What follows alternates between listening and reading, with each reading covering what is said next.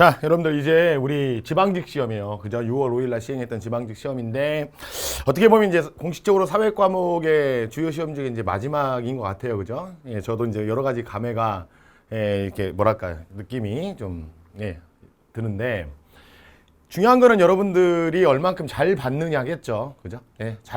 모두 다 잘 보셨으라 보고 정말 그 지금까지 사회 과목 선택하셔가지고 공부하셨는데 제 강의 듣고 그다음에 컴팩트 사회에 많이 성원해 주신 분들 너무 감사드리고 그런 분들 정말로 모두 다 합격하셨으면 정말 좋겠습니다, 여러분들. 자, 감상에 젖을 때는 아니죠. 자, 좋아요. 자, 우리 사회 과목의 이번에 지방직 시험의 전반적인 어떤 그 총평을 좀 해드리면 그렇게 어렵진 않았어요. 그러니까 법과 정치와 법에 대해서 10문제 나오고 경제 5개 나오고 사회문화 5개 나오는 거는 일반적인 패턴이었고, 그리고 그런 문제들이 지금 나와 있는 문제들이 보통 학습을 하는 과정 속에서 컴팩트 사회 진행하는 과정 속에서 다 다뤘던 문제들이에요. 그래서 그렇게 충실하게 교육과정을 이행하셨던 분들에게는 그렇게 어렵지 않은 시험이었다라는 말씀 드릴게요. 그러니까 평가 그 난이도로 본다면 중2 정도 되겠다. 그러니까 그렇다고 해서 막 너무 쉬웠던 시험은 아니고요. 전반적으로는 그랬는데 이제 그 좀 특별했던 문제들은 이제 정치와 법에서는 특별한 문제가 없었고요. 사회문화 쪽에서 제가 봤을 때는 그 15번 문제 인구 구조에 관련된 문제 있잖아요. 부양비하고 뭐 그 문제가 가장 까다롭지 않았나 싶어요. 그걸 이제 계산하는 것들을 좀 익숙하지 않으신 분들이 많으시니까 그래서 15번 문제 같은 경우에는 난이도가 상당히 좀 있었던 문제, 고득점의 관건이 되는 문제라고 보고요. 그다음에 이제 17번에서 경제 A입 책경 기준으로 해서 17번 경제에서 이제 한계 효용에 관련된 추가된 어떤 만족감에 관련된 문제에서 그 의미를 정확하게 해석할 수 있느냐가 어떻게 보면 정답의 관건이 될 것 같고요. 그다음에 뭐 환율 뭐 나올 거 나왔고요. 그다음에 이제 비교우위 쪽의 문제 20번 문제 같은 경우도 비교우위 부분의 판단이 뭐 달라지는 부분은 아닌데 그러니까 정답이 됐던 4번 선지는 조금 그 생각을 하셔야 되는 부분인데 나머지 선지들이 너무나 명백하게 틀렸어요. 그죠? 그런 부분을 좀 참고하시면 충분히 정답을 맞출 수 있지 않을까 싶어요. 근데 어찌 됐건 간에 사회 과목은 그 전반적으로는 그렇게 난이도가 어렵지 않게는 나왔지만 제시문 자체가 좀 길고 그리고 이 제한된 시간에 20문제를 정확히 풀어야 하는 그런 어떤 긴장감이랄까요? 그런 것들이 많이 좌우하기 때문에 전반적으로 이 문제에 대한 그 원점수 자체가 그렇게 만족스럽지 않다고 할지라도 포기하지 마시고 결과를 좀 긍정적으로 한번 보시자고요. 그죠? 조정 점수가 반영될 해서 그런 것들이 반영될 가능성이 충분히 높으니까 그래서 너무 좌절하지 마시고요. 그다음에 아무튼 자, 이 지방직 문제 자, 해설을 시작할 수 있도록 하겠습니다. 자, 1번 문제를 보시면 헌법상 기본권이에요. 기본권. 자, 그러면 교육을 받을 권리, 근로를 받을 권리, 깨끗한 환경에서 받을 권리 무슨 권? 사회권이죠. 제가 사회권 하게 되면 삼총사, 교, 근, 환. 그죠? 순서도 안 바뀌고 그대로 나왔는데 그러면 이 사회권이라고 하는 거는 복지국가와 관련되기 때문에 국가의 적극적 개입을 정당화한다. 1번 보시면 되겠고 정답은요. 그다음에 사회권은 헌법에 열거되지 않아도 보장되는 포괄적 권리는 일반적으로 자유권이죠. 포괄적 권리가 아니라 열거적 권리고 다른 모든 기본권을 보장하는데 전제가 되는 것은 평등권입니다. 평등권이고 자 다른 기본권 보장을 위한 수단적 권리라고 하는 건 청구권이니까 명백하게 논란의 여지 없이 정답 1번 이렇게 고르시면 되겠고요. 자, 그 다음에 2번 가겠습니다. 선거 문제 좀 복잡하게 나왔는데요. 본질만 파악하면 그렇게 어렵지 않았죠. 왜냐하면 지역구는 200명을 뽑는데 200개 지역구로 구성된다고 했으니까 선거구 숫자하고 선출되는 의원 숫자가 동일하잖아요. 그러니까 소선거구제고 각 지역구에서 가장 많은 표를 얻은 후보자를 해당 선거구의 당선자로 결정한다. 그러니까 단순 다수제예요. 단순 다수제 방식이다. 이렇게 보시면 되겠고 그 다음에 두 번째 비례대표 의원 100명은 정당 득표율에 비례해서 뽑는다. 그래서 자 정당 명부시 비례대표제를 한다. 그죠? 정당 득표율에 비례해서 뽑는다. 이거예요. 그러면 1번 기역선거, 지역구 선거는 절대 다수대표제가 아니라 상대 다수대표제 또는 단순 다수대표제죠. 자 그래서 1번 틀렸고요. 2번 자, 비례대표 선출 방식은 한 선거구 내에서 당선자 간 투표 가치의 차등 문제를 발생시킬 가능성이 높다. 자, 이거 이선지. 한 선거구 내에서 당선자 간 투표 가치의 차등 문제를 발생시키는 거는 한 선거구에서 여러 명 뽑는 거예요. 여러 명. 그죠? 그러니까 중대 선거구제입니다. 중대 선거구제. 선거구제이기 때문에 니은도 아니고 이 선지는 이 문제를 발생시킬 가능성이 있는 거는 기역도 아니고 니은도 아닌 거예요. 기역도 아니고 니은도 아니다. 그다음에 3번. 기역 선출 방식은 니은 선출 방식보다 정당 득표율과 의석률 간의 차이를 작게 발생시키는 거는 당연히 비례대표죠. 정당 득표율에 비례해서 하는 거니까. 아시겠죠? 자, 그래서 정답 몇 번? 4번. 비례대표 선출 방식은 기역 선출 방식보다, 자, 지역구 선출 방식보다, 소선거구제, 단순 다수제보다 의석 배분의 국민의 의사를 더 많이 충실하게 반영할 수 있다. 이게 맞는 건데, 왜냐면 사표가 적다는 거예요. 사표 발생이 적다. 그죠? 버려지는 표가 적다는 얘기예요. 유권자들이 행사하는 표가 정당에 관한 그 지지를 하게 되면 그 정당 득표율에 집계가 된다는 얘기죠. 근데 소선거구제, 단순 다수제는, 그죠? 자, 1등만 당선이 되고 나머지 표는 다 버려지는 사표가 되잖아요. 그죠? 그러니까 유권자의 의사를 더 충실히 반영할 수 있다라고 하는 거는 당연히보다 비례대표죠. 자, 사표가 적다는 의미입니다. 그래서 정답은 4번 고르시면 되겠고. 자, 3번 문제입니다. 정치와 법에서는 가장 생소한 문제. 요즘에 이제 지방자치가 좀 강조가 되고 있는데 지방직이기도 하고. 근데 여기서 옳지 않은 거 고르라고 하는 거니까 지문의 의미를 조금만 파악하면, 그죠? 그것이 제도가 정확하게 무엇인지는 구체적으로 모를지라도, 그죠? 자, 어느 정도 어떤 상식선에서도 좀 해결이 될 수 있는 그런 문제였어요. 자, 무슨 얘기냐면 이것은 지방자치단체의 예산 편성 권한을 주민과 공유하여 공공 서비스나 행정 활동에 대한 주민의 다양한 의견을 예산에 반영하는 제도예요. 그러니까 주민들의 생각을, 그죠? 어떤 의견을 예산에 반영하는 뭐 주민 참여 예산제도 뭐 이런 명칭이 있거든요. 근데 그 명칭을 모르시다고 할지라도 예산 편성이나 과정에서 주민들이 직접 참여할 수 있도록 하는 거구나. 그런 어떤 지문 독해 하시면 되고. 그다음에 이것은 지방자치단체와 그 장의 권한에 속하는 사무의 처리가 법령에 위반되거나 공익을 현저하다고 해친다고 인정되면 일정 수 이상의 주민이 연대에 서명하여 직접 감사를 청구하는 거. 이게 주민감사 청구제도거든요. 이게. 주민감사 청구. 그러면 주민들이 그런 부분에 대해서 뭔가 문제가 있다라고 생각하게 되면 거기에 대해서 자세하게 조사해 볼 수 있는 또는 감시할 수 있는 것을 청구할 수 있는 제도구나. 청구하는 거예요. 자, 그럼 1번. 가는 재정 운영의 투명성과 재정 배분의 공정성을 높인다. 당연하죠. 그죠? 일방적으로 몇몇의 사람들만 정하는 게 아니라 일반 주민들도 참여하는 거니까 당연히 맞는 거고. 그다음에 2번은 일단 넘어갈게요. 그다음에 자, 가와 나는 전부 다 주민들이 참여하고 주민들이 참여하는 거니까 지방자치를 활성화하는 데 기여한다. 맞죠? 그죠? 그다음에 4번. 가, 나 모두 지방자치단체의 민주적인 의사결정을 강화한다. 주민들이 참여하는 거니까. 어떻게 보면 가장 아래에 있다라고 할 수 있는 그런 주민들의 의사가 반영되는 거니까 민주적인 어떤 성격이 강화될 수밖에 없죠. 그죠? 그러니까 나머지는 상식적인 얘기예요. 그죠? 그럼 정답은 몇 번? 2번이죠. 그러니까 오답선지를 만들 수 있는 가능성이 있는 건 2번밖에 없다는 거예요. 그러면 주민감사가 청구된다고 해서 지자체장의 권한이 정지돼 버리면 지방의 자치단체의 운영이 경색되고, 그죠? 이 얼마나 정치에 공백이 생기겠어요. 그러니까 문제 제기만 하면 정지, 청구하면 정지. 아니죠, 그죠? 그러니까 그것이 위법으로 확인되면, 그죠? 또 소환 절차나 그런 별도의 절차에 의해서 그 해임이 결정되는 거죠. 아시겠죠? 자, 그래서 정답은 2번 고르시면 되겠습니다. 아시겠죠? 자, 4번 가겠습니다. 의원 내각제 요소 이제 밑줄이 없는데, 근데 의원 내각제 요소 고르는 건 이건 단순 지식이잖아요. 그죠? 어떻게 보면 5초짜리 문제. 자, 행정부는 법률안을 제출할 수 있다. 내각제 요소 맞고요. 대통령은 국회에서 뽑지 않았으니까 국회에 대해서 책임을 지지 않는다라고 하는 건 대통령제 특징이고. 그다음에 국회는 제가 뭐라고 했어요? 국무총리가 들어가는 제도는 무조건 다 내각제 요소다. 그래서 해임 건의할 수 있다. 내각불신임 제도의 변형이고요. 아시겠죠? 자, 그래서 맞고. 법률안 거부권이라고 하는 건 마찬가지로 대통령제 특징. 그죠? 그래서 이건 5초짜리 문제. 정답 기억 디귿 2번. 괜찮죠?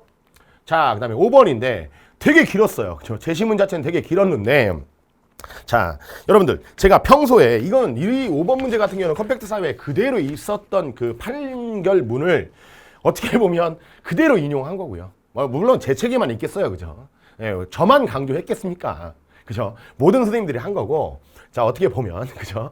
겸손하자고요. 자, 그러면 선거구 인구 편차에 관련된 인구 편차와 관련된 민주선거 원칙이라고 하는 것. 즉 3대 2를 넘어서게 되면 최소 인구 대 최대 인구 또는 최대 유권자의 어떤 범위가 1대 3의 범위라고 하는 것은 지나치게 많다. 그래서 1대 2 이하가 된다. 왜냐하면 선거구 간 유권자의 투표 가치가 차등이 나타날 수 있기 때문에. 그래서 무슨 선거 원칙? 평등 선거 원칙 이렇게 보시면 되고, 과거 1인 1표제라고 하는 거는 정당에 관련된 직접적인 결정권을 갖지 못한다. 그래서 직접 선거 원칙 위반이고, 그죠?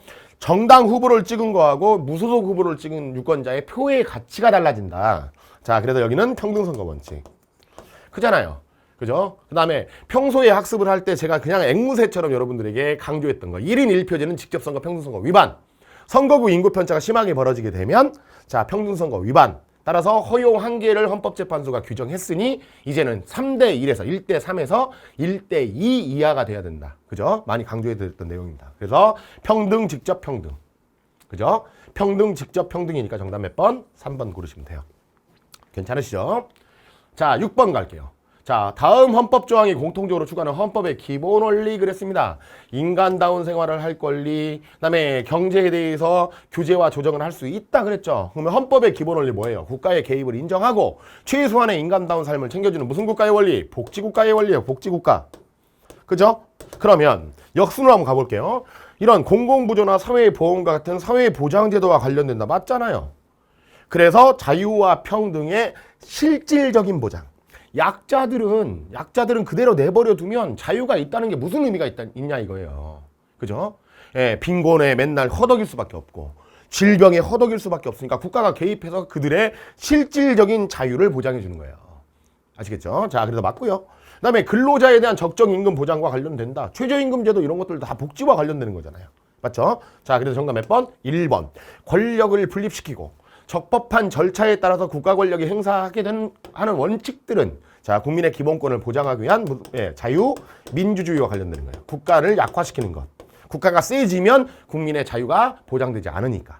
아시겠죠? 그래서 정답 몇 번? 1번 고르시면 되겠습니다. 됐죠? 자, 그 다음에 7번 갈게요. 헌법 개정인데 너무 보였죠? 또 옳지 않은 거래요. 너무 보였어요. 그죠? 그죠? 읽는 순간 저도 한 5초가 아니죠. 그죠? 바로 나왔죠. 헌법 개정안 제안 누가 할 수 있어요?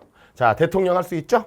자, 헌법재판소가 틀렸죠. 국회의원 제적 뭐예요? 과반수. 제적 과반수가 발의할 수 있다, 제안할 수 있다 이거예요. 그래도 옳지 않은 거니까 1번이 바로 나와서 어렵지 않았던 것 같고요. 자, 그 다음에 국회의결이라고 하는 거는 제적 3분의 2 이상의 찬성을 얻어야 한다. 맞고요. 그 다음에 국민투표로 확정하는 거니까 국민투표 좋고요. 그 다음에 공포라고 하는 거는 헌법 개정이 확정되면 대통령이 즉시 해야 되는 거죠. 거부권 행사할 수 없어요. 국민투표로 확정된 것이기 때문에 국민의 주권자인 국민의 의사를 정확하게 확인하고 된 거기 때문에 대통령은 더 이상 공포할 수 없고 거부권 행사할 수 없고 즉시 공포해야 된다. 맞죠? 자, 그래서 정답은 1번 고르시면 되겠습니다. 자, 그 다음에 8번 갈게요. 자, 말 안 해도 아시겠죠? 자, 옳지 않은 것이고, 자, 그러니까 옳지 않은 것 고르라고 하는 게 오히려 문제가 편하네요. 그죠? 자, 범죄성리 3요소, 구성요건 해당성. 여기다 써드릴까요? 그죠? 가는 구성요건 해당성. 요건 해당성. 자, 그 다음에 나는 위법성. 그러니까 어떤 행위가 범죄의 구성요건에 해당한다고 한다면 위법성이 있다고 추정을 하고요. 그 다음 단계가. 그러면 위법성이 인정되면, 그죠? 인정되면 책임이 있다라고 추정을 하고. 아시겠죠? 그 다음에 책임 조각 사유가 없으면 이제 범죄가 성립하는 거죠. 근데 구성 요건에 해당하면 위법성이 있다고 추정을 하는데, 그죠? 위법성이 조각되는 사유가 있으면 범죄의 구성 요건에 해당하나 위법성이 인정되지 않으므로 범죄가 성립하지 않는 거고요. 자, 그래서 위법성 조각 사유가 뭐 정당방위, 정당행위, 그죠? 자구행위, 긴급피난, 피해자의 승낙. 됐죠? 자, 그 다음에 위법성이 조각되지 않아서 위법성이 있다라고 인정이 되면, 그죠? 자, 그러면 이제 책임이 있다라고 추정이 되는데 사회적 비난 가능성이죠. 그죠? 위법성은 사회적 법질서 위반이라고 하는 판단이고, 자, 그 다음에 비난할 수 있느냐? 비난 가능성에 관련한 건 책임이에요. 근데 그 책임이 조각되는 사유가 세 가지가 있죠. 형사 미성년자, 심신상실자, 강요된 행위. 아시겠죠? 그게 책임 조각 사유고, 그 책임 조각 사유에 해당하지 않으면 책임이 있는 거니까 범죄가 성립하는 거예요. 자, 들어가겠습니다. 자, 갑의 행위가 법률에서 금지하고 있는 행위에 해당한다는 내용이다. 구성요건 해당성이다. 다는 책임이고요. 맞고요. 자, 2번. 갑의 행위가 피해자의 승낙에 해당하는 사유가 있다면 위법성 조각 사유니까 나에서 범죄 불성립으로 판단할 수 있다. 맞죠? 위법성 조각 사유. 자, 그 다음에 3번. 가나 모두에서 갑의 행위에 대한 사회적 비난 가능성을 물을 수 있다 그랬는데 사회적 비난 가능성은 무슨 단계에서 물어봐요? 다단계죠. 일단 구성 요건에 해당하느냐, 그 다음에 위법하느냐 여부만 판단하는 거예요. 그리고 사회적 비난 가능성은 다단계에서 판단하는 거죠. 그죠? 자, 그래서 정답 몇 번? 3번. 자, 그 다음에 4번. 농화자예요. 농화자가 청각 및 언어장애인이라고 해서 이건 제가 뭐라고 말씀드렸냐면 책임 감경 사유라고 했어요. 감경 사유. 자, 그래서 농화자는 그죠? 책임 감경 사유에 해당하는 책임을 조금 깎아준다는 거예요. 그러니까 징역 5년 받을 거 징역 3년 받는다 이거예요. 쉽게 말씀드리면. 자, 따라서 그 행위가 가나를 충족하는 경우 다는 조각되지 않고 감경한다. 감경 사유. 아시겠죠? 그러니까 책임 조각 사유는 심신 상실해야 돼요. 아시겠죠? 자, 좋아요. 그래서 정답은 3번 고르시면 되겠고. 자, 9번 가겠습니다. 이것도 마찬가지. 옳은 설명 고르는 건데 형사 절차인데 수사, 기소, 공판, 판결입니다. 자, 그러면 가에서 1번. 구속 수사를 하기 위해서는 검사가 발부한 영장 아니죠? 누가? 법관이에요. 그래서 영장 실질 심사를 하고, 그죠? 피의자를 신문하고, 그다음에 법관이 발부하는 겁니다. 영장은 검사 신청 법관 발부예요. 자, 1번 틀렸고, 2번 나 시기부터 자, 피의자는 변호인의 도움을 받을 권리는 수사 단계부터 끝날 때까지죠. 아시겠죠? 자, 그래서 틀렸습니다. 자, 3번 다에서 자, 공판 단계에서 피고인에 대한 유죄 입증 책임은 검사에게 있다. 왜? 원고니까. 원고고 무죄 추정이기 때문에 이것도 제가 필기까지 해드리는 내용이에요. 무죄 추정 원칙이기 때문에 일단 자, 공판 단계에서 일단 무죄로 추정을 하고 그다음에 유죄가 검사에 의해서 원고인 검사에 의해서 입증이 돼야만이 피고인에 대해서 법관이 이제 판결을 하겠죠. 유죄 판결을 하겠죠. 아시겠죠? 그래서 정답은 3번 고르시면 되겠고 4번 라에서 판결에서 유죄 판결이 확정되면 피고인은 반드시 구금된다. 유죄라고 해서 무조건 구금시켜요? 아니죠. 그죠? 그러니까 일단 여러 가지를 제가 말씀드릴 수 있겠는데 구금되는 거는 자유형에 해당하는 거예요. 자유형 또는 생명형. 그죠? 그러니까 징역, 금고, 구류 또는 사형. 그죠? 생명형이나 자유형에 해당하는 범죄가 유죄 판결이 확정되면 그죠? 구금되는 거고 그다음에 유죄라고 할지라도 예를 들어서 벌금형에 해당한다할지 그러면 당연히 구금되지 않겠죠. 또 하나 유죄 판결 중에서 선고유예나 집행유예 같은 경우 그잖아요. 유죄 판결 중에서도 선고유예나 집행유예 같은 경우에는 징역 2년에 집행유예 3년 이렇게 나오면 구금 안 되잖아요. 석방돼요. 아시겠죠? 자, 그래서 반드시 구금된다. 틀렸습니다. 그래서 정답은 3번 고르시면 되겠고요. 자, 그다음에 정치와 법의 이제 마지막 10번 문제인데 여기 보면 이 사건의 경우 갑이 을에게 100만 원을 빌려주면서 맺은 계약은 무효. 아시겠죠? 자, 그러면 1번. 갑은 을에게 속았대요. 속았어요. 그죠? 근데 이 속았다라고 하는 거를 그죠? 생각을 할 때 이제 사기라고 볼 수 있고요. 속았다고 하는 거니까 속였다는 거잖아요. 그죠? 그다음에 우리가 이제 무효 사유에 해당하는 게 뭐냐면 사기, 강박, 그죠? 강요, 협박, 아시겠죠? 또는 자 중대한 착오, 이 경우는 취소예요. 취소 사유입니다.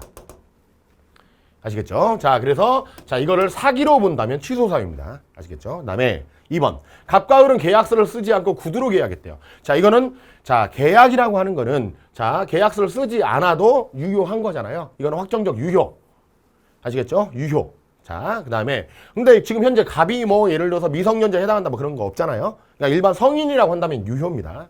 아시겠죠? 계약서 작성이 필수 요건은 아니니까. 그다음에 3번 미성년자 갑이 부모의 허락 없이 동의 없이 친구인 을에게 돈을 빌려주었다. 그죠? 이거는 뭐가 가능하다? 취소.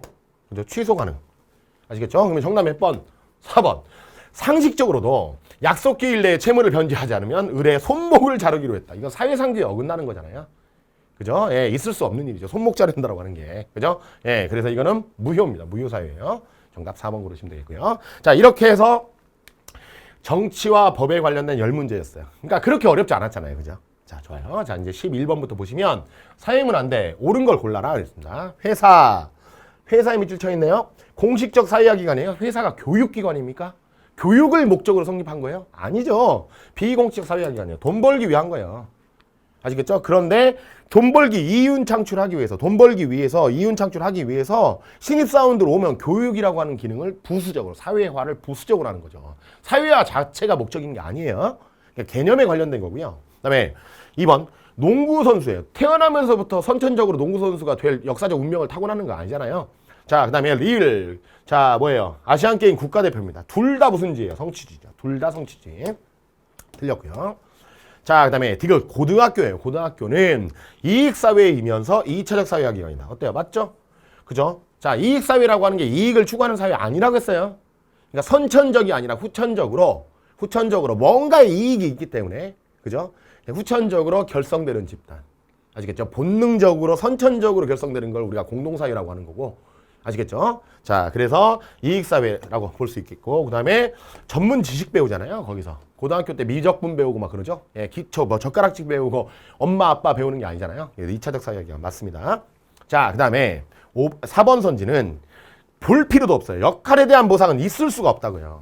역할 행동에 대한 보상, 역할 행동에 관한 제재예요. 역할 자체에 대한 보상은 있을 수가 없는 거죠. 사회학적 개념에서. 아시겠죠? 그래서 이것도 많이 반복해드렸던 선지고, 그래서 정답은 3번 고르시면 되겠습니다. 자, 12번 문제 가겠습니다. 문화 이해의 태도입니다. 자, 무엇은 나다와는 달리 국수주의나 문화 제국주의로 변질될 수 있다는 비판을 받는다라고 했으니까 일단 가는 자문화 중심주의. 자문화 중심주의. 자, 그 다음에 다가 있는데 일단 다는 자, 가나와는 달리 해당 사회의 맥락을 고려하여 그 사회의 문화를 이해하려고 하는 태도니까 문화 상대주의. 문화 상대주의. 자, 그러면 나는 뭐예요? 사대주의. 문화 사대주의입니다. 자, 그럼 1번. 자, 옳은 거 골라라. 자, 그러면 자문화 중심주의는 자문화의 객관적 이해에 기여합니까? 자문화의 객관적 이해에 기여한다라고 하는 거는 여기는 좀 나오지 않았지만 뭐 비교론적 관점 뭐 그런 걸 좀 얘기할 수 있겠는데 자문화 중심주의는 우문화의 개구리에 빠진 거예요. 그죠? 내 거는 짱 남의 거는 전부 다 비판하고 비난하는 거니까. 아시겠죠? 객관적 이해는 무슨 객관적 이해예요? 자기중심적 이해죠. 아시겠죠? 틀렸고. 그 다음에 2번. 문화 사대주의는 자문화 정체성을 약화시킬 우려가 있다. 그래서 2번 정답. 맞죠? 정체성 상실할 수 있고 남의 것만 숭상하는 거니까. 그 다음에 3번. 자, 문화 상대주의는 자문화에 대해서 문화적 갈등을, 다문화 사회에서 문화적 갈등을 초래하는 건 아니죠. 문화적 갈등을 초래하는 건 자문화 중심주의예요. 아시겠죠? 이건 그 사회의 문화를 이해하는 태도인데 어떻게 갈등을 초래하겠어요? 아시겠죠? 자, 그 다음에 뭐 이거 연결하는 거니까 이거는 뭐 4번은 틀렸다라고 하는 것이 이게 둘이 바뀌어야 되고요. 아시겠죠? 그래서 정답은 2번 고르시면 되겠습니다. 자, 13번. 자, 봐요. 제가 이 문제를 보고 우리 딱 보는 순간 또 수치화 돼 있고 막 하니까 아이고 여러분들 좀 힘들지 않았을까 막 그런 생각을 해봤는데 의외로 너무 간단했어요. 그죠? 중층 대비 상층의 비가 3대 1이고요. 3분의 1이고 그다음에 중층 대비라고 했을 때 항상 중층 대비 뭐뭐 대비라고 하는 말 앞에 오는 말이 분모라고 했어요. 분모. 아시겠죠? 자, 그러면 여기다 한번 해볼게요. A국 같은 경우에는 A국 같은 경우 B국 같은 경우를 보면 자, 상, 중, 하라고 했을 때 중층이 3일 때 상층이 1이고요. 그 다음에 중층 대비 하층의 비도 3분의 1이니까 중이 3일 때 하가 1이에요. 아시겠죠? 그러니까 1대 3대 1이니까 이걸 100%로 환산을 하면 그죠? 20대 60대 20이죠. 이걸 전체를 100으로 잡으면 그죠? 자, 그 다음에 B국 같은 경우에는 3분의 2예요. 중층이 3일 때 상층이 2. 그죠? 자, 그 다음에 두 번째, 중층 대비 하층의 비가 3분의 5예요. 그죠? 그러면 3일 때 5입니다. 그죠? 그러면 이걸 100으로 환산을 하면, 100으로 환산을 하면 20대, 30대, 얼마가 돼요? 50이 되죠. 20대, 30대, 50. 자, 여기까지 됐죠, 그러면? 그러니까 어렵지 않았어요. 자, 이건 뭐예요? 다이아몬드고, A국은 그래서 다이아몬드 계층 구조고, 중층이 제일 많으니까. 그 다음에 B국 같은 경우에는 하층이 제일 많은 뭐예요? 피라미드죠. 하층이 제일 많은 피라미드다. 이해하셨죠? 자, 그러면 1번. 전체에서 상층이 차지하는 비율은 A국보다 B국이 높다라고 했는데 지금 보시면 이걸 비교해야죠. 이것하고 이거하고 이걸 비교해야 돼요. 전체 값을 동일하게 놔야죠. 이렇게. 그러면 여기는 20%고 여기도 20%니까 높다가 아니라 같다가 돼야 돼요. 같다. 됐죠? 자, 그 다음에 두 번째. 전체에서 하층이 차지하는 비율은 A국과 B국이 동일하다고 했는데 여기는 A국은 20%고 여기는 50%니까 B국이 높죠. 그죠? 자, 틀렸습니다. 그다음에 3번 상층 대비 하층의 비예요. 상층 대비 하층의 비. A국은 상층 대비 하층의 비가 20분의 20이 돼서 1이 되고요. 그다음에 B국 같은 경우는 상층 대비 하층의 비율이 20분의 50이 되어서 50입니다. 50. 그죠? 자, 그래서 2.5가 나와요. 2.5. 크잖아요. 그러면 B국이 크다. A국보다 B국이 높다. 그래서 3번이 정답이 되는 거고요. 4번. A국은 피라미드요. B국은 다이아몬드형 계층구조다. 반대로 돼야죠. 반대로. 아시겠죠? 자, 그래서 상중하에 관련한 전체적인 숫자값만 조금만 대입시키면 충분히 해결할 수 있는 문제였어요. 그렇게 어렵지 않았던 문제입니다. 아시겠죠? 자, 좋아요. 자, 그래서 정답은 3번 처리하시면 되겠고요. 자, 그 다음에 다음 문제, 14번 문제. 자, 연구 단계를 순서 없이 나열한 것, 이에 대한 설명으로 오는 것은, 자, 그러면 무작위로 선정된 전국 초등학생 2,000명과 그 부모를 대상으로 질문지 조사를 했다. 그러니까 질문지법 한 거예요. 그러니까 이거는 자료 수집이고요. 자료 수집. 자, 그러면 좀 이따 나오니까, 그러면 자료 수집은 가치 중립 단계고. 그다음에 자, 초등학교 자녀의 실험 불안감에 대하여 부모의 자율적 양육 태도가 미치는 영향이에요. 그러니까 부모의 자율적 양육 태도가 시험 불안감에 미치는 영향이에요. 아시겠죠? 그러니까 이게 무슨 변수? 독립 변수. 거기에 따라서 영향받아서 나타나는 변수, 시험 불안감이라고 하는 게 종속 변수입니다. 종속 변수고, 자, 미치는 영향을 알아보고자 하였다. 그죠? 그러니까 연구 주제 선정 이거죠. 주제 선정하고, 그다음에 부모의 자율적 양육 태도가 높을수록 초등학생 자녀의 실험 불안감은 낮을 것이라는 가설을 세웠대요. 아시겠죠? 자, 그래서 독립 변수가 높을수록 종속 변수는 낮아질 거라는 가설 설정이에요. 가설 설정이면 이 두 단계는 전부 다 뭐예요? 가치 개입 단계고요. 가치 개입 단계고. 자, 수집한 자료를 통계 분석한 결과 부모의 자율적 양육 태도는 초등학교 자녀의 실험 불안감에 부의 영향을 준다.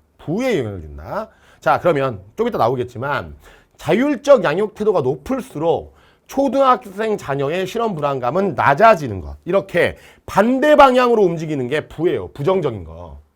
아시겠죠? 부정적인 영향을 줘요. 이는 통계학적으로 유의미하다. 그러니까 부모가 자율적으로 애를 키워요. 그냥 간섭하지 않고 막 규제하지 않아요. 자율적으로 두니까 애의 불안감, 시험에 대한 불안감은 낮아진다는 거예요. 그죠? 그러니까 자율성이 높아질수록 불안감은 낮아지겠다. 그러니까 부모가 쪼면 쫄수록 애의 부담감이 높아지겠죠. 불안감은. 아시겠죠? 자, 그래서 이 얘기를 하는 거고요. 자, 이거는 자료 분석. 그죠? 또는 결론 도출 이렇게 볼 수도 있겠고요. 이거는 가치 중립 단계고요. 자, 그러면 들어가 볼게요. 1번. 부모의 자율적 양육 태도라고 하는 건 독립 변수. 그죠? 그 다음에 초등학생 자녀의 실험 불안감은 종속 변수이다. 그래서 정답 몇 번? 1번 고르시면 되겠고요. 그죠? 그 다음에 2번. 연구자와 연구 대상 간의 정서적 교감이 중요한 자료 수집 방법이라고 했다면 자료 수집 방법이 뭐예요? 지금 현재 질문지법이죠. 그러면 연구자와 연구 대상 간의 정서적 교감이 중요한 자료 수집 방법은 면접이에요. 면접. 그래야 속마음을 얘기를 하잖아요. 근데 질문지법은 거기까지 요구하는 건 아니죠. 자, 그래서 틀렸고요. 그 다음에 3번. 가와는 달리 라에서는 연구자의 엄격한 가치 중립이 요구된다. 그러니까 가치 중립이 요구되는 단계는 가하고 라예요. 근데 나 단계나 다 단계는 가치 개입 단계입니다. 그래서 3번 틀렸고요. 그 다음에 4번. 연구자는 순서가 어떻게 돼요? 주제 선정 나가 먼저죠. 그러니까 이 둘만 바뀌면 돼요. 자, 그 다음에 라의 순서로 진행되는 것이 일반적이다. 그래서 틀렸고요. 그 다음에 가설은 기각된다라고 하는 게 아니라 가설도 부모의 자율적 양육 태도가 높을수록 초등학교 자녀의 시험 불안감은 낮을 것이라고 했는데, 자, 자율적 양육 태도와 불안감은 반대 방향으로 움직인다는 거예요. 부에 부정적인 영향을 준다고 하는 거니까. 그러니까 가설은 수용되는 거죠. 기각이 아니라 수용입니다. 이해하셨죠? 자, 그래서 정답 1번 고르시면 되겠고요. 자, 그 다음에 15번 문제입니다. 15번 문제가 제가 봤을 때는 이 어떤 그 이번 지방직 문제에서의 최고 난도의 문제다. 최고 난도의 문제다. 라고 생각을 하는데 지금 보면 우리 자 여기다 한번 해볼게요. T년도하고 그다음에 T 플러스 50년인데 이렇게 나왔을 때 특정 어떤 연령 구조를 주고 그다음에 어떤 공식의 값을 이렇게 주면 애들 젊은이 노인이라고 하는 게 뭐 전체 인구의 변화 막 이런 것들이 나와 있지 않았으니까요. 아시겠죠? 자, 라고 본다면 자, 옳지 않은 거 고르는 거니까 자, 전반적인 어떤 값을 구할 수 있다고 했는데 이거를 전체의 인구를 100으로 잡고 여기를 100으로 잡자고요. 괜찮죠? 자, 그러면 전체 인구에서 유소년 인구가 차지하는 비율이 T년도에 28%래요. 그럼 여기 28 써요, 그러면. 28 써요. 자, 그 다음에 T 플러스 50년도 여기다 20이라고 쓰자고요. 그러니까 100명일 때 28명이니까 28%죠. 100명일 때 20명이니까 20% 맞죠? 그럼 여기까지는 해놓고 두 번째 노년부양비예요. 노년부양비라고 하는 게 20이래요. 여기는 60이래요. 그럼 보세요. 20이라고 하는 말은 뭐냐면 노년부양비는 제가 어떻게 하라고 했어요? 젊은이분의 노인의 비율이 곱하기 100이에요. 곱하기 100이 20이란 얘기예요. 젊은이분의 노인의 비율이 자, 이 값이 20이란 얘기예요.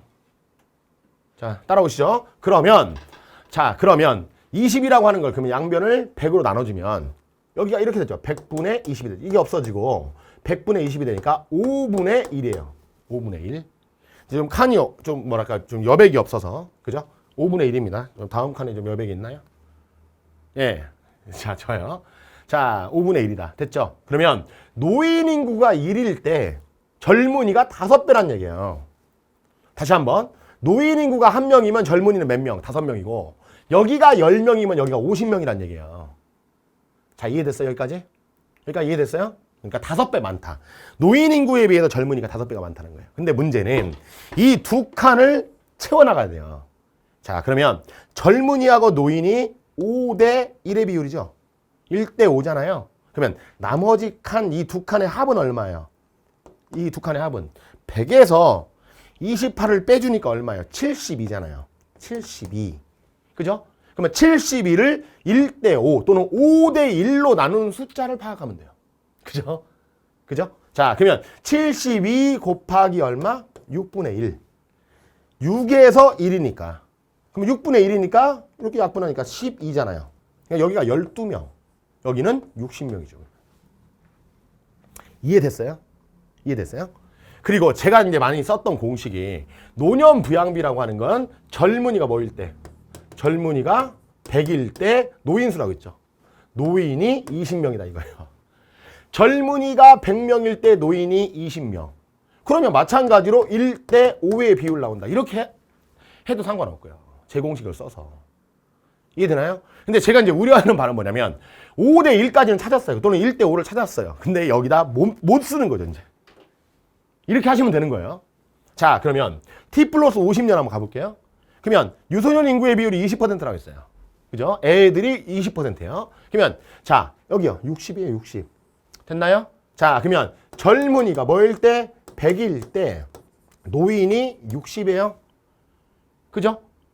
그죠? 자, 그러면 약분하면 어떻게 돼요? 약분하면 5대 3이에요. 5대 3. 그러면 나머지 두 칸의 합이 얼마예요? 80이잖아요. 그죠? 그러면 80을 5대 3으로 나눈 숫자를 구하면 돼요. 그러면 더하면 8이잖아요. 그죠? 자, 그러면 여기다 할까요? 80 곱하기 5분의 3. 이거 8분의 3. 8분의 3이죠. 8분의 3. 그 다음에 80 곱하기 8분의 5를 하면 돼요. 그러니까 계산이 얼마나 쉬워요. 그죠? 여기는 얼마? 30. 그 다음에 여기는 얼마? 50. 끝. 그죠? 자, 그러면 T년도의 유소년 부양비는 그랬어요. T년도의 유소년 부양비라고 하는 건 유소년 부양비는 젊은이 분의 애들 곱하기 100이잖아요. 그러면 60분의 얼마예요? 60분의 28이에요. 곱하기 100이에요. 그죠? 50% 아니죠. 50 아니죠. 50% 낮죠? 절반보다 안 되잖아요. 60분의 30이 돼야 되는데. 그래서 옳지 않은 거니까 정답 1번 빵 하고 나와요. 그러니까 문제의 관건은 이걸 찾아가는 거예요. 이걸 찾아가는 거.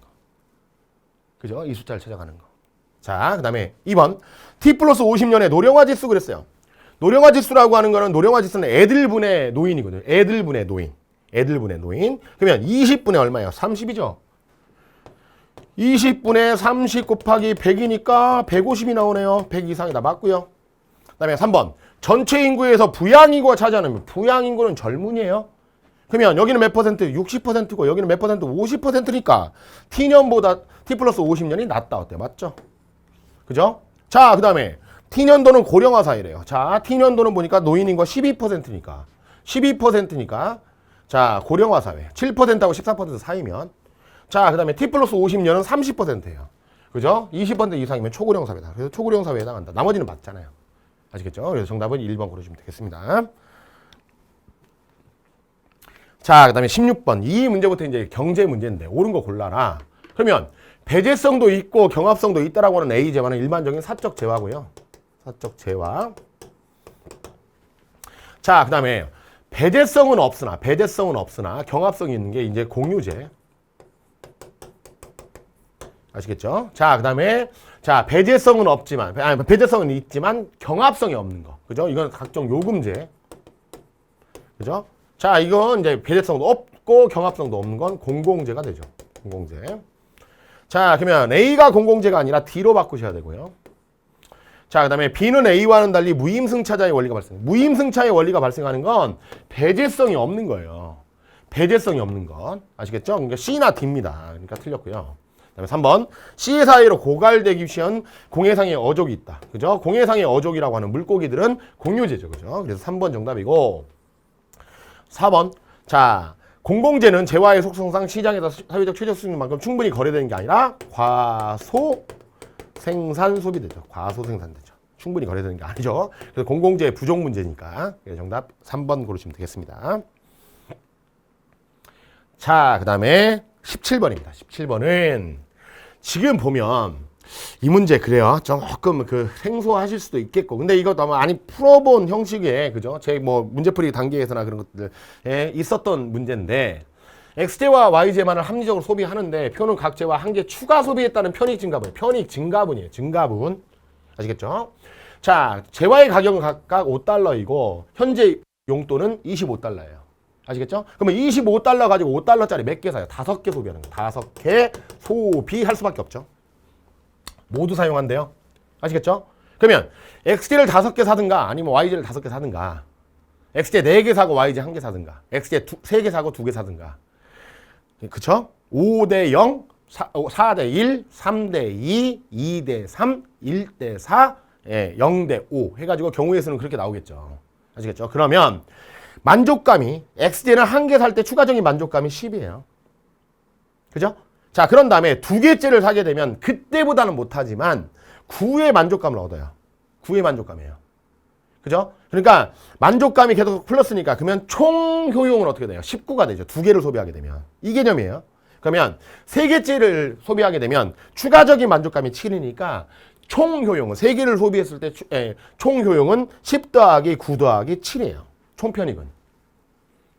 아시겠죠? 아시겠죠? 자, 이렇게 되는 거예요. 자, 그러면 자, 갑니다. 1번 선지. 자, 어떻게 소비하는 게 총편익이 가장 크냐? 그러면 추가적인 만족감이 큰 순서대로 소비하는 거예요. 그러니까 이거를 1번 소비하고요. 죄송합니다. 그죠? 1번 소비가 이거네요. 이거 12. 그죠? 이걸 1번. 그 다음에 이제 추가적인 만족감 여기가 이거니까 10으로 같으니까 2번, 2번. 그러니까 뭘 해도 상관없어요. 아시겠죠? 3개 됐고요. 그 다음에 9니까 자, 4번째로 소비하면 되고, 그 다음에 7, 6이니까 이거 소비하면 되죠. 아시겠죠? 5번째. 그래서 XJ 3개, YJ 2개가 돼요. XJ 3개, YJ 2개. 그래서 총편익이 가장 크다. 틀렸고요. 그 다음에 2번. XJ 소비 증가에 따른 총편익은 지속적으로 감소한다 그랬는데, XJ는 자, 총편익은 10이고 19가 됐고요. 그죠? 자, 19에서 7 더하니까 26이 됐고요. 30이고요. 그 다음에 30이에요. 그죠? 지속적으로 감소하는 게 아니죠. 계속해서 지속적으로 증가합니다. 왜냐면 총편익이 전부 다 플러스니까. 여러분 플러스가 아니죠. 자, 이해되시죠? 자, 그 다음에 그래서 감소하는 게 절대 아닙니다. 아시겠죠? 증가분이 감소하는 거예요. 증가하는 양이 감소하는 거지. 그 정도가 감소하는 거지. 그 총량은 이것이 플러스 2는 한 계속해서 늘어나는 거예요. 그러니까 많이 늘어났다가 조금밖에 늘어나지 않는 거예요. 아시겠죠? 자, 그다음에 3번. y제만을 소비하는 경우에 총편익은 음의 값을 갖는다. y제요. 총편익이에요. 얼마? 12 더하기 12니까 얼마? 22, 28. 그다음에 8을 빼니까 20이에요. 그러니까 y제만 소비하는 경우에 총편익은 플러스 20이에요. 뭘 증가? 마이너스 말도 안 되죠. 아시겠죠? 자, 그다음에 4번. 용돈이 5달러 증가하게 되면 하나 더 살 수 있죠. 하나 더 살 수 있으면 뭐 사야 되겠어요? 지금까지 5개 사고 그다음에 총편익 편익의 증가분이 큰 y제 세 번째 걸 사면 되죠. 그죠? 그래서 y제 한 개를 추가로 소비하게 될 것이다. 맞죠? 그죠? 합리적 소비를 한다면 자, 그래서 정답은 4번 고르시면 되겠습니다. 괜찮죠? 자, 그다음에 18번 문제입니다. 18번. 탄력성에 관련된 난이도 있는 문제 숫자화 시키는 게 아니라 개념 자체를 물어본 거고, 자, 컴팩트 사회 많이 하셨던 분들은 저 생각 났을 것 같아요. 사치품에 비해서 생활 필수품은 가격의 탄력성가 더 큰 게 아니라 작다죠. 사치품은 탄력적, 생활 필수품은 비탄력적이에요.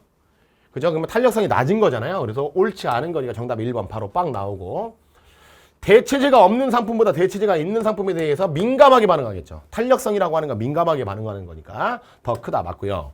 그다음에 가게 소득에서 차지하는 비중이 클수록 민감하게 반응하죠. 그죠? 탄력성과 커진다. 그러니까 우리가 그랜저 가격에, 자동차 가격에 민감하지 볼펜 가격에 민감하지 않단 말이죠. 아시겠죠? 자, 그다음에 4번. 상품 가격 변동에 대하여 소비자가 적응할 수 있는 기간이 길어질수록, 그죠? 길어질수록. 처음에는 대응할 수 있는 시간이 없으면 어쩔 수 없이 가격을 받아들일 수밖에 없지만 그 기간이 길어질수록 탄력도가 더 커진다. 그죠? 민감하게 반응할 수 있게 되는 여력이 생긴다. 이렇게 보시면 돼요. 정답 1번 고르시면 되겠고. 자, 환율 문제인데. 자, 19번 문제. 환율 제가 어떻게 하자고 했죠? 강세로 풀고 환율이 상승하고 있잖아요. 근데 원달러 환율이 상승하고 있는 거니까 부등으로 표시한다면 원화 약세 달러 강세예요. 원화 약세 달러 강세. 환율 상승. 환율 상승 인상. 그죠? 원화 가치 하락, 달러 가치 상승. 끝났죠, 그러면 달러와 대비 원화 가치의 하락이죠. 원달러 환율 2번 선지 상승이죠. 그러니까 1번, 2번은 그냥 개념 자체를 틀린 거고. 그다음에 3번 선지 원달러 환율이 상승이 돼요. 그러면 원화가 약하니까 우리나라 사람의 미국 영의 부담은 감소하는 게 아니라 증가하죠. 약하니까 부담은 커지잖아요. 그 다음에 4번 선지 제가 뭐라고 했어요? 우리나라가 화폐 가치가 약할 때 싸지기 때문에 수출 잘 된다. 그래서 미국 시장에서의 우리나라 수출품의 가격 경쟁력은 높아진다. 그죠? 우리나라 상품이 달러로 표시할 때 싸진단 말이에요. 가격이 하락하는 효과가 있다. 그래서 가격 경쟁력이 강화된다는 거예요. 그래서 수출에 유리해진다. 정답 4번. 자, 이제 마지막 20번 문제예요. 자, 여러분들. 자, 마지막 20번 문제인데 일단 보니까 하루 동안 생산할 수 있는 재화의 최대량이라고 했으니까 단위가 최대량이면 잘하는 거예요. 그러니까 잘하는 거예요. 생산량이 많으면 많을수록 잘하는 거죠. 그죠? 그러면 물고기 누가 잘해요? 갑이 잘하네요. 그죠? 그다음에 나무 열매 누가 잘해요? 얘가 잘하죠. 그죠? 그러면 갑은 여기에 절대 우위 앤드 비교위. 그다음에 을은 자, 나무 열매의 절대 우위 앤드 비교예요. 그러면 특화되는 상품은 물고기하고 자, 을의 입장에서는 나무 열매예요. 갑은 물고기고. 그러면 갑은 1번 선지 두 재화 생산 모두에서 절대 우위를 갖는다. 틀렸죠. 절대 우위는 갈라지는 겁니다. 틀렸고요. 2번 나무 열매 한 개 생산했다는 기회비용은 그랬어요. 자, 그러면 나무 열매를 1로 보면 그러니까 기회비용을 먼저 계산해 볼게요. 그러면 1로 보면 여기는 물고기 몇 개예요? 물고기 3분의 10이에요. 3분의 10. 그죠? 그러니까 나무 열매 한 개 주면 물고기 3분의 10개를 얻어올 수 있는 상황이에요. 교육 전이니까. 그러면 여기는 물고기 4분의 5개예요. 5 말이에요. 여기는 그러니까 나무 열매 한 개 주면 물고기 4분의 5개 가져올 수 있다 이 말이에요. 됐죠? 자, 그러면 을이 4분의 5가 3분의 10보다 작다가 돼야죠. 기비용 계산해 드렸어요. 그죠? 근데 제가 평소에 강의를 할 때 그 특화 상품의 생산을 하게 되면 그 특화 상품 생산에 따른 기회비용은 그 사람이 무조건 작은 거다. 그죠? 그러니까 나무 열매는 누가 생산해야 돼? 을이다. 그러면 을이 나무 열매 한 개 생산했다는 기회비용은 을이 값보다 무조건 작다. 이렇게 직관적으로 가시는 분들이 분명히 있었으리라 보고. 됐죠? 그다음에 3번. 서로 반대로 돼야죠? 틀렸어요. 아시겠죠? 그러니까 1, 2, 3번까지는 의심의 여지 없이 쉽게 풀어지는 거예요, 선지가. 그러니까 남는 정답은 몇 번이에요? 4번인데 이거 어떤 교역 조건이라고 했을 때 지금 현재 나무 열매 한 개당 그랬으니까 제가 뭐라고 말씀드렸냐면 어렵게 생각하지 마시고 그 나무 열매 한 개 교역이라고 하는 것이 이익이 될 수, 서로에게 이익이 될 수 있는 범위는 기회비용 사이값이라고 했어요. 그죠? 그러면 나무 열매, 그죠? 나무 열매 한 개는 보니까 물고기 3분의 10이고 물고기 4분의 5 사이예요. 그러니까 예를 들어서 물고기 몇 개? 4분의 5하고 자 물고기 3분의 10 사이에서 교역이 되면 두 사람 모두에게 이익이 된다 이거예요. 이익이 된다 이거예요. 됐죠? 그러면 나무 열매 한 개당 물고기 3마리로 교역한대요. 그러면 물고기 3마리는 4분의 5하고 3분의 10 사이에 있잖아요. 그러니까 두 사람 모두에게 이익을 얻을 수 있다. 이게 4번이 정답이 되는 겁니다. 이게. 그죠? 그래서 제가 했던 패턴으로 하셨던 분은 그렇게 이 선지도 어렵지 않게 풀었어요. 그죠? 근데 이제 이게 익숙하지 않은 분들이 계신다 이거죠. 그죠? 그냥 싹 지워버릴게요. 싹 지워버릴게요. 자, 그러면 여기는 물고기 3분의 10이고 여기는 물고기 4분의 5고 그죠? 얘는 이걸 특화하고 얘는 이걸 특화한다. 그죠? 그럼 여기는 열매 10분의 3이고 기회비용으로 얘기하면 여기는 열매 자 열매 5분의 4다라고 했을 때 일단요 나무 열매 한 개당 물고기 3마리로 교역을 한다는 얘기는 자 을의 입장에서 보자고요. 그럼 나무 열매 한 개 주면 자 물고기 몇 마리하고 교역됐어요? 4분의 5인데 4분의 을의 입장에서 그죠? 교역 전에는 자 나무 열매 한 개 주면 물고기 4분의 5개였는데 이제 3개를 받는데요. 그죠? 한 마리하고 머리통 하나 정도밖에 안 되는데 이제 3마리를 준다니까 무조건 땡큐죠. 을의 입장이 이해됐죠? 그러면 값을 봐요. 자, 값은 물고기 주는 거죠. 그죠? 그러면 나무 열매 한 개당 물고기 3마리라고 했으면 교역 조건이. 그러면 교역 전에는 그죠? 자, 그래요. 열매하고 물고기라고 한다면 교역 전에는 그죠? 자, 물고기 하나를 주면 열매가 얼마예요? 10분의 3이었어요. 10분의 3이에요. 그러면 교역 후를 보면 나무 열매 한 개가 물고기 3개예요. 그잖아요? 3개예요. 그러면 물고기를 하나로 넣으면 얘는 물고기를 주는 거니까 그러면 얼마예요? 3분의 1이에요. 교역후를. 그러면 똑같이 1로 맞췄을 때 그죠? 나무 열매 10분의 3, 0.3과 교환이 됐는데 이제는 3분의 1이니까 0.333이 돼요. 그러니까 조금 더 늘었죠. 아시겠죠? 이해되나요? 그러니까 물고기 하나 줬을 때 가져올 수 있는 열매가 10분의 3인데 이제는 자 하나 줬을 때 3분의 1을 가져오니까 이 숫자 값이 커졌다는 거예요.